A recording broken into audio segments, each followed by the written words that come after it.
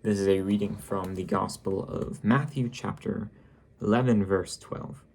From the days of John the Baptist until now, the kingdom of heaven has suffered violence, and the violent take it by force. Training to failure in lifting, doing something incredibly physically demanding, like fitness, running a marathon, something like that, brings us closer to God, to mortifying our flesh and our desires, and having control over our desires. I will be explaining that through this verse here. So there are two interpretations from this verse. One of them is, the kingdom of heaven is suffering violence. It's under attack. Violent people are threatening to take it away. Herod beheading John the Baptist. Just the violence against God and his kingdom. Well, that is a possible interpretation.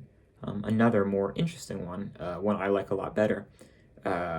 It helps also if we take I believe it's the Douay Rheims translation or some other Catholic translation of the Bible. Instead of the violent take it by force, says the violent bear it away. In this interpretation, commentators have commented, if you will, how it's talking about ourselves rebelling against our sinful nature, and the violence needed to enter the kingdom of God is in against ourselves, against fighting our urges and fighting our desires.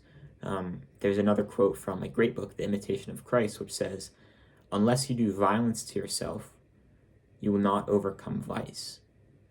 So in this sense, the violence, well, yes, people are violent, they put Jesus to death, John the Baptist, violent persecutions, kingdom of heaven is suffering violence. In the part, the violent take it by force. The kingdom of heaven doesn't come easy to us. Another cool quote from a commentator called Pooley, "They are not lazy wishes or cold endeavors that bring men to heaven." Such a beautiful quote. It's called spiritual warfare for a reason. We have a sinful nature. We have original sin, and then we have the sins that we also commit day to day, mortal and venial sins. Hopefully not mortal sins day to day. But it's not easy. We need to seize the kingdom of heaven by force. We need to forcefully deny ourselves. So that's where this idea of training to failure, of training our bodies, comes into play. I don't know if you're into fitness at all, lifting stuff. You gotta look up Tom Platz. Just crazy videos. This guy doing leg extensions, literally screaming, he's rocking back and forth, "Kill me, kill me," which is just wild. I don't really know if I don't think he's that religious. But there's something so relatable, I guess, in a Christian sense, of this fitness, of this Trend Twins, Tom Platz, this intensity of pushing past our limits. And yes, it's in a physical aspect. It's in the gym. It's in feeling pain on leg extensions. You're grunting and going through it, and you're pushing through it. But this is so similar to the spiritual life, wherein when we train the body, when we push the body's limits, we're training the mind. The mind is part of the body. That must not be forgotten here. And our desires, our urges to sin, to go against God, in fighting that, it requires effort. Again, from Imitation of Christ, unless you do violence to yourself, you will not overcome vice. Again, not self-harm, flagellation to a terrible degree, but some point of disciplining the flesh. And a wonderful vehicle for this is training in the gym. It can be easy to get caught up in optimal muscle growth techniques and Dr. Mike Israel's 10 best bicep exercises. I fall into that all the time.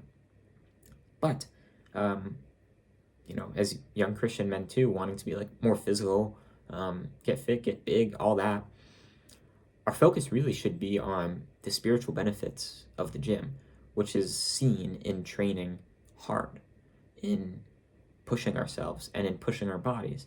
And through that, through mortifying our flesh, through the weight room, through running, combat sports, jiu-jitsu, whatever it may be, we are, as this says here, the violent take it by force.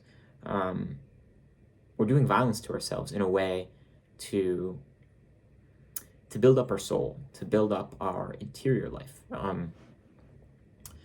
I'll say a story of this is,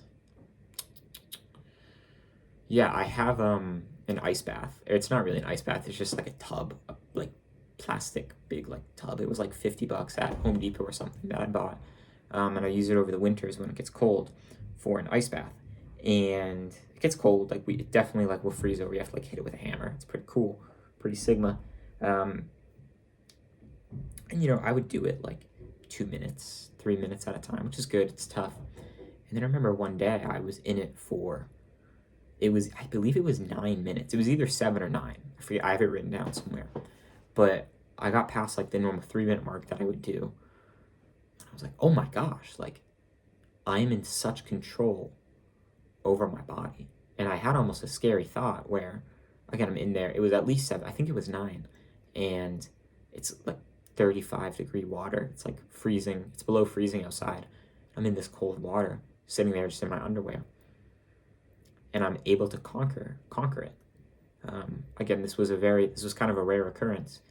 But I had this thought. It was like, I could kill myself doing this. Like I could bring myself to hypothermia or worse. I could convince my body to stay in here. I am in control of my flesh. That thought, I am in control of my flesh. I'm the captain of this vehicle of my body. I have control over it. Again, yes, like, okay, like I have control to do another rep on leg extensions or stay in this ice bath longer. It's fitness, but it's so easy to bring that over to faith, to our spiritual life. I have this urge to masturbate. I have this urge to watch porn. I have this urge, hopefully one day, hopefully never, but like to cheat on my wife, to do this heinous business thing, even something simpler like to scroll on YouTube. I have this urge to follow my fallen nature, whatever way it may be. It can be so easy to give into that. But through fitness, through doing violence to ourselves in that way, we are able to show that we are the master of our flesh. And well, yes, the spirit is willing, but the flesh is weak. That's why we train the flesh. That's why we train the body. In a sense, it gives us evidence that we are in control. It gives us evidence that we can overcome, that we have overcome, and we are able to do it again, especially through the grace of God and following His will and His grace and praying to Him in times of trial. But yeah, there was another like YouTube short I saw. It was Jeff Nippard talking about overtraining, basically saying like how difficult it is to overtrain. It was some like crazy study of people doing like 10 sets of like 10 like 2 sets of 2 of like extremely heavy on squats and like trying to measure overtraining, and they like still didn't overtrain. But basically the point of it was that like true overtraining to where like you're becoming sick is so difficult to reach in the gym.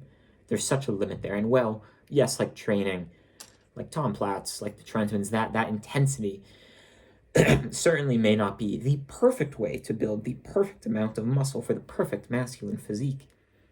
Working it back from there, if our primary goal is heaven, it's relationship, communion with God, the most muscle doesn't help us with that. Oh my gosh, my voice. The most amount of muscle doesn't help us with that.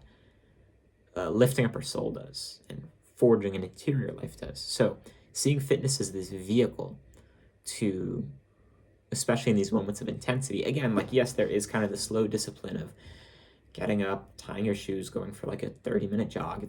You're not like killing yourself on the jog, but sort of the slow, dull discipline of that, of following your schedule, yes, but also these like intense moments, like a 20 reps out on squat, staying in an ice bath for 9 minutes, running an all-out mile. These intense moments mold our soul. We grow interiorly, we grow in our interior life an ability to resist sin through resisting the urge to quit running, to stop the set, to stop squatting, stuff like that. So yes, they are different, and their overlap is not perfect. However, in this sense of rebelling against our sinful nature, fitness can help, training to failure can help, all that stuff. Again, there's other ways to do it. That's just a way that I've found in my life that has helped sort of forging a better interior life through fitness. But yeah, so keep this in mind in your training, working out in fitness, that the carryover is there, and it really helps. God bless.